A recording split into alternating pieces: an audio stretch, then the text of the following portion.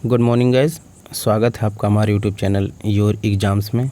आज है 9 अप्रैल 2022 और 9 अप्रैल 2022 के जितने भी इम्पोर्टेंट क्वेश्चन करंट अफेयर के बनते हैं, आज हम उन सभी प्रश्नों पर चर्चा करेंगे। तो वीडियो के लास्ट तक आप बने रहिए और यदि आप हमारे यूट्यूब चैनल पर नए हैं तो कृपया इसे सब्सक्राइब करें और बेल आइकन को दबाना ना भूलें। इस वीडियो का PDF आप हमारे टेलीग्राम ग्रुप से डाउनलोड कर सकते हैं। टेलीग्राम ग्रुप का लिंक मैं डिस्क्रिप्शन बॉक्स में डाल दूंगा, वहाँ से आप PDF डाउनलोड कर सकते हैं। देखते हैं आज का पहला क्वेश्चन। हाल ही में किस राज्य सरकार द्वारा मुख्यमंत्री उद्योग क्रांति योजना शुरू की गई है? तो आपका सही ऑप्शन है ऑप्शन नंबर सी, मध्य प्रदेश। मध्य प्रदेश के मुख्यमंत्री शिवराज सिंह चौहान उद्यम क्रांति योजना का शुभारंभ किए हैं। इस योजना के तहत युवाओं को स्वरोजगार के लिए 1 लाख से 50 लाख रुपए तक का ऋण दिया जाएगा। देखते हैं नेक्स्ट क्वेश्चन। हाल ही में मानव तस्करी रोधी प्रकोष्ठ का शुभारंभ किस आयोग द्वारा किया गया है? तो आपका सही ऑप्शन है option number A, NCW। NCW का फुल फॉर्म होता है नेशनल कमीशन फॉर वुमेन, जिसे हम हिंदी में राष्ट्रीय महिला आयोग कहते हैं। राष्ट्रीय महिला आयोग ने मानव तस्करी के मामलों से निपटने, महिलाओं और लड़कियों के बीच जागरूकता बढ़ाने, क्षमता निर्माण और एंटी ट्रैफिकिंग इकाइयों के प्रशिक्षण और कानून प्रवर्तन एजेंसियों की जवाबदेही बढ़ाने में प्रभावशीलता में सुधार के लिए एक मानव तस्करी विरोधी सेल शुरू किया है। इस प्रकोष्ठ की स्थापना कानून प्रवर्तन अधिकारियों के बीच जागरूकता बढ़ाने और उनकी क्षमता निर्माण को सुविधाजनक बनाने के उद्देश्य से की गई थी। इस राष्ट्रीय महिला आयोग का गठन 1992 में हुआ था। इसका मुख्यालय जो है नई दिल्ली में है और राष्ट्रीय महिला आयोग कार्यकारी ललिता कुमार मंगलम, और NCW का फुल फॉर्म होता है नेशनल कमीशन फॉर वुमेन। देखते हैं नेक्स्ट क्वेश्चन। हाल ही में भारत का कृषि निर्यात पहली बार कितने बिलियन अमेरिकी डॉलर के पार पहुंच गया है? तो आपका सही ऑप्शन है ऑप्शन नंबर बी, 50 बिलियन अमेरिकी डॉलर के पार पहुंच गया है। चीनी, चावल, गेहूं और अन्य अनाज निर्यात में उल्लेखनीय वृद्धि के कारण भारत से कृषि उत्पादों का निर्यात वित्तीय वर्ष 2021-22 के दौरान पहली बार 50 बिलियन अमेरिकी डॉलर से अधिक हो गया है। देखते हैं नेक्स्ट क्वेश्चन। हाल ही में tiger of Dras captain Anuj Nayyar 23 Kargil hero पुस्तक किसके द्वारा लिखी गई है? तो आपका सही ऑप्शन है option number C, Meena Nayyar और हिम्मत सिंह शेखावत। मीना नैयर शहीदों और उनके परिवारों को श्रद्धांजलि देने के लिए बाइक समूह राष्ट्रीय राइडर्स का हिस्सा कैप्टन अनुज नैयर की मां और हिम्मत सिंह शेखावत ने tiger of Dras captain Arjun Nayyar 23 Kargil hero नामक एक नई किताब लिखी है, जिसका प्रकाशन हार्पर कॉलिंस पब्लिशर्स इंडिया ने किया है। आइए इस किताब के कहानी के बारे में जानते हैं। इस पुस्तक में कैप्टन अनुज नैयर की कहानी है, जो 1999 के कारगिल युद्ध के दौरान द्रास सेक्टर को सुरक्षित करने के लिए लड़ते हुए शहीद हुए थे, जो ऑपरेशन विजय की सफलता और कारगिल में भारत की जीत के लिए महत्वपूर्ण था। कैप्टन अनुज नैयर को सन 2000 में दूसरे सर्वोच्च वीरता पुरस्कार महावीर चक्र मरणोपरांत से सम्मानित किया गया था। देखते हैं नेक्स्ट क्वेश्चन। हाल ही में किस कंपनी द्वारा मल्टी मिशन टैंकर ट्रांसपोर्ट को विमान में बदलने के लिए एक समझौता ज्ञापन पर हस्ताक्षर किया गया है? तो तो आपका सही ऑप्शन है option number A HAL, Hindustan aeronautics limited. एक महत्वपूर्ण विकास में हिंदुस्तान एरोनॉटिक्स लिमिटेड और इजराइल एरोस्पेस इंडस्ट्रीज ने भारत में नागरिक यात्री विमानों को मल्टी मिशन टैंकर ट्रांसपोर्ट विमान में बदलने के लिए एक समझौता ज्ञापन पर हस्ताक्षर किए हैं।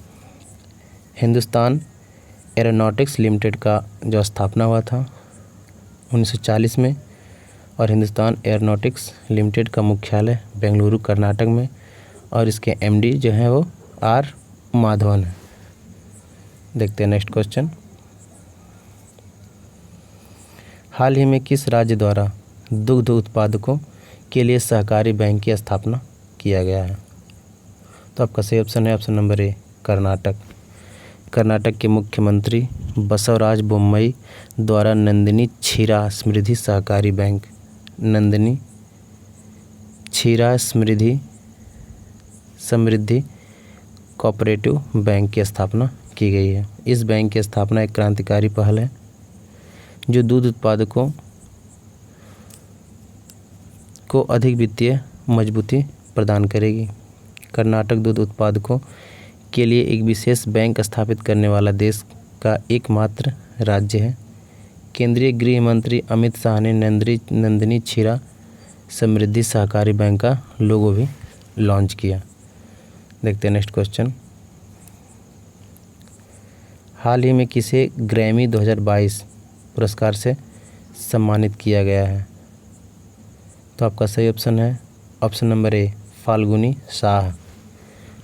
भारतीय अमेरिकी गायिका फाल्गुनी शाह ने सर्वश्रेष्ठ बाल एल्बम श्रेणी में ए कलरफुल वर्ल्ड के लिए ग्रैमी अवार्ड जीता। फाल्गुनी शाह ने संगीत उस्ताद AR रहमान के साथ भी प्रदर्शन और सहयोग किया है और वह 2 बार ग्रैमी में सर्वश्रेष्ठ बाल संगीत एल्बम श्रेणी में नामांकित होने वाली एकमात्र भारतीय मूल की महिला है। देखते हैं नेक्स्ट क्वेश्चन।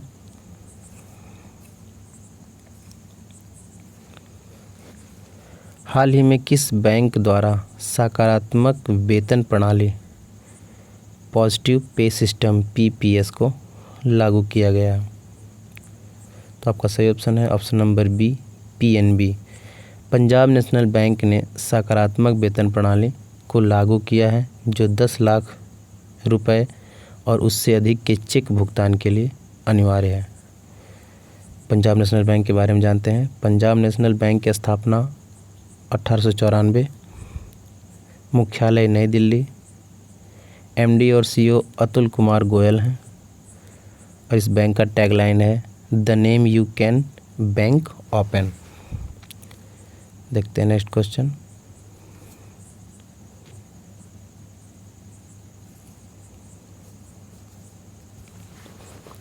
हाल ही में गुजरात राज्य सरकार को विश्व बैंक और AIIB से कितने करोड़ रुपए का ऋण प्राप्त होगा?